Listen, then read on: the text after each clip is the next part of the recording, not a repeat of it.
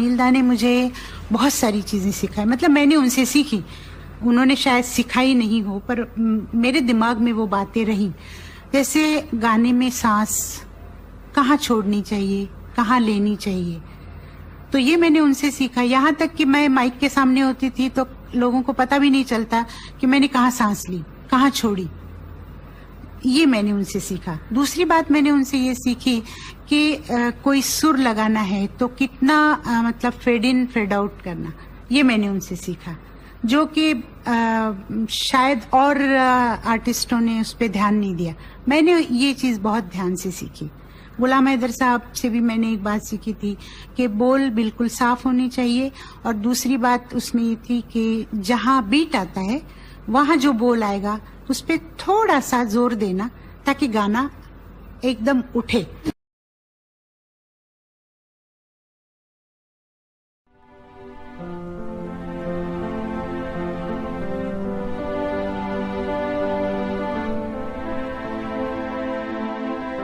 दूसरा जो वो कहते हैं तो उसमें वो बिलीव इन लगता है, उसमें प्रिटेंशन कहीं नहीं है, जो उनकी अपनी शख्सियत का हिस्सा है। जिंदगी में भी कहीं कोई प्रिटेंशन नहीं है, जो हैं वैसे ही हैं।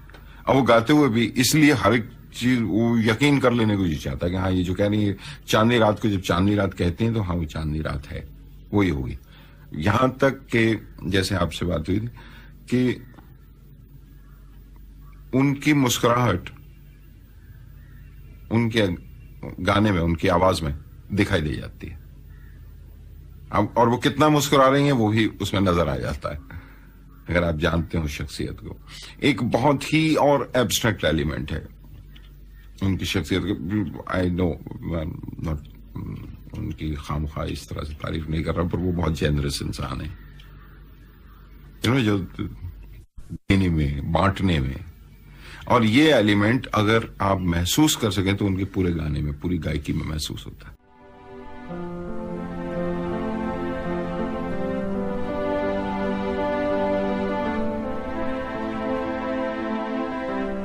सब जगह हम लोग पैसे मतलब उसी वक्त नहीं लेते थे, तो पड़े रहते थे प्रोड्यूसर के पास।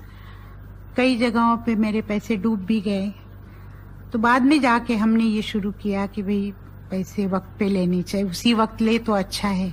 पर शुरू में पैसे कम आने का दुख नहीं था। उस वक्त जो काम हम लोग कर रहे थे ना, उसकी एक खुशी अलग थी। पर काम इतना ज्यादा था कि सुबह 2 गाने किए, दोपहर को 2 किए, शाम को 2 किए, रात को। तो सुबह निकले, रात के 3-4 बजे घर आए, उस वक्त खाना खाया, फिर सुबह 6 बजे उठ के तैयार होके रिकॉर्डिंग पे जाना है, तो फिर अपना ट्रेन पकड़ के जाते थे इधर से उधर।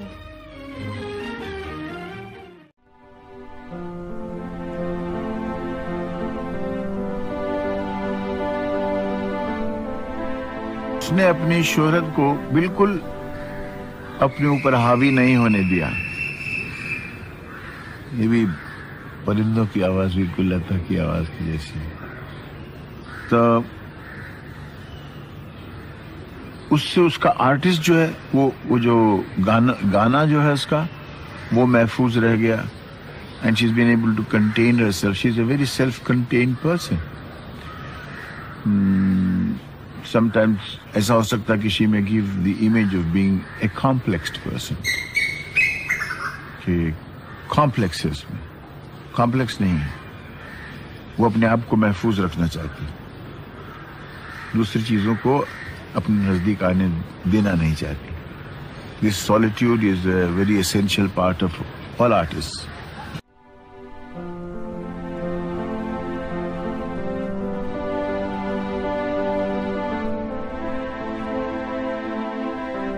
ये घंटे भर की ट्रेन का सफर था। रोज सुबह उससे जाती थी और फिर रोज शाम को वापस आती थी। उनका कहना है कि जहां मलाड स्टेशन से बहुत दूर था स्टूडियो, जहां हमें रोज जाके रिहर्सल करनी पड़ती थी, सीखना पड़ता था, तो लोग वहां उस जमाने में तांगे चलते थे मलाड में, तो लोग उतरते थे, तांगा ले लेते थे और तांगे में चले जाते थे। मैं तो पैसे बचाने होते थे तो मैं पैदल ही जाती थी। इसमें एक किस्सा मैंने कहीं और भी सुना था कि एक मरतबा वो ट्रेन में ही बैठी थी तो इनका इंट्रोडक्शन हुआ। वो एक एक्टर से, वो भी वहीं लोकल ट्रेन से ही जाता था वहाँ शूटिंग में। तो बात हुई कि सिंगर हैं इंट्रोडक्शन किया गया और ये लता मंगेशकर नाम है इनका, अभी गा रही हैं फिल्मों। कहने अच्छा अच्छा। अब ये क्या है कि देखिए महाराष्ट्र में गाना संगीत तो बहुत है, लेकिन ये जब हिंदी उर्दू में गाते हैं मराठी सिंगर तो कहीं ना कहीं एक्सेंट आ जाता है उनमें। ये बात जो है कुछ लता जी के दिल को छुप गई। चले अच्छा, बाई टेम्परामेंट परफेक्शनिस्ट हैं कि जो काम करना है उसे फिर परफेक्टली ही करना है। तो वो तो नया नया जमाना था, तो इन्होंने एक उर्दू टीचर रखा और इन्होंने अपने एक्सेंट पे, अपने प्रोनाउंसिएशन पे काम किया। और मैं आपको दावे से बोल रहा हूँ, मैं राइटर हूँ, दावे से बोल रहा हूँ कि मैंने लता जी के गाने सुने हैं और आप लोगों ने भी सुने हैं, मगर मैंने आज तक कभी उनका किसी लफ्ज का मिस प्रोनाउंसिएशन मैंने नहीं सुना। ये गलतियां दूसरों से हुई हैं, ऐसा नहीं है कि होती नहीं है, कहीं ना कहीं थोड़ी सी गलती हो जाती है, बड़े बड़े सिंगर से हो जाती है। लता जी में मैंने गलती नहीं देखी। परफेक्ट फ्लॉलेस एक्सेंट, जिसमें आप कह नहीं सकते कि देखिए जो लफ्ज तो ऐसा था ओरिजिनल और ये इन्होंने कुछ ऐसे खींच दिया, इसके जो वॉबल है बड़े कर दिए, इसका जो ये साउंड थी वो दबा दी, मुमकिन नहीं। ये एक्टर जिन्होंने एक जुमला बोल के उनको अल्टीमेटली रिएक्शन में परफेक्ट करवा दिया, वो भी नया नया एक्टर नहीं काम कर रहा था, सैलरी पे। उस जमाने में एक्टर स्टूडियो में सैलरी पे होती। उस एक्टर का नाम आप जानते हैं, दिलीप कुमार।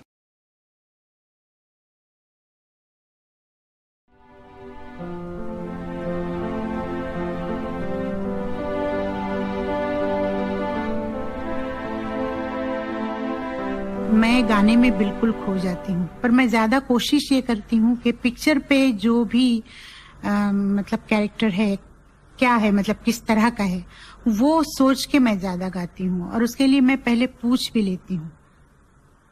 शुरू में जब मैंने गाना शुरू किया था तो इन बातों पे मेरा ध्यान नहीं होता था, ज्यादा ध्यान होता था गाना, हरकत, मुर्की, तान, ये कहना है वो कहना है। पर मुझे सबसे पहले मास्टर गुलाम हैदर साहब ने कहा था कि लता तुम ज्यादा ध्यान दो बोलों पे और कौन गा रहा है स्क्रीन पे। उनमें एक बहुत बड़ी खूबी वो ये है कि वो जिस आर्टिस्ट के लिए गाती हैं वो उनके हिसाब से गाती हैं। वो शायद पहले पूछ लेती हैं और उन्होंने कहा भी था एक बार कि वो पता करती हैं कि ये जो मैं गाना गाने वाली हूँ किस पे पिक्चराइज होने वाला है, तो वो उस हिसाब से, उस अंदाज से गाती हैं। ये कई बार मैंने महसूस किया और बहुतों ने, दूसरों ने भी ये महसूस किया कि गाना सुनने के बाद, पिक्चर देखने से पहले ये महसूस होता है कि ये इन्होंने मीना जी के लिए गाया है या मधुबाला के लिए गाया है या नूतन के लिए गाया है। सब लोग कहते हैं मुझे कि आपने शायरा जी के लिए गाना गाया तो आपकी आवाज उन जैसी आपने कैसे की। हालांकि आवाज नहीं करती हूँ, पर मैं जब उनके लिए गाना गाती हूँ या किसी भी स्टार के लिए गाना गाती हूँ तो शायद थोड़ा सा सोच लेती हूँ कि इनके लिए अगर मैं इस तरह गाऊं तो अच्छा लगेगा।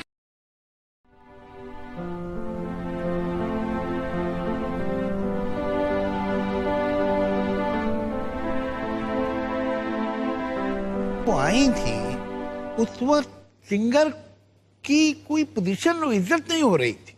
जब ये अवार्ड शुरू हुए तो सिंगर को, सॉन्ग राइटर को, इन लोगों को अवार्ड ही नहीं दिया जाता था, इनका नाम ही नहीं था अवार्ड्स की लिस्ट में। ये लता मंगेशकर का जोर था कि जिसकी वजह से सिंगर्स के अवार्ड शुरू हुए हिंदुस्तान में, जिसकी वजह से लिरिसिस्ट को अवार्ड मिलना शुरू हुआ।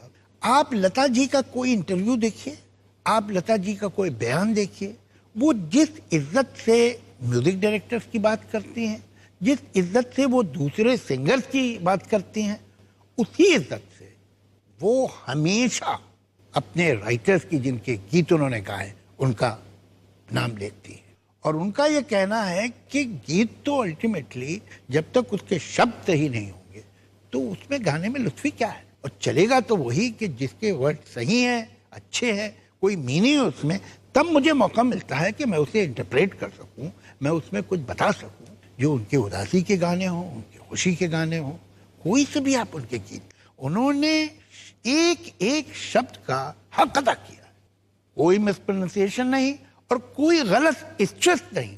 तो एक तरफ तो ये फन और दूसरी तरफ उनकी पावरफुल पर्सनालिटी, डिग्निटी। तो कई बार ऐसा हुआ कि बहुत बड़े कोई म्यूजिक डायरेक्टर हैं और उन्होंने लता जी से एक लाइन क्रॉस की, उनका ठीक है आप जाइए, कोई बात नहीं, आप किसी और को ले लीजिए, और छोड़ दिया काम करना। आखिर को 2 साल 3 साल 4 साल बाद फिर सुलह करनी पड़ी लोगों को। बड़े बड़े प्रोड्यूसर हैं, लता जी ने कहा मुझे रॉयल्टी चाहिए, एक बहुत बड़े प्रोड्यूसर, और उनका जी हम तो नहीं दे सकते, आपको हम फिल्म में काम देते हैं, कोई मामूली बात है, आप हमसे रॉयल्टी मांगेगी। उनका तो फिर आप किसी और को ही दे दें, और नहीं किया उसके साथ काम। और फिर अल्टीमेटली उस प्रोड्यूसर डायरेक्टर को मालूम हुआ कि लता मंगेशकर की क्या वैल्यू है, और उसे आना पड़ा।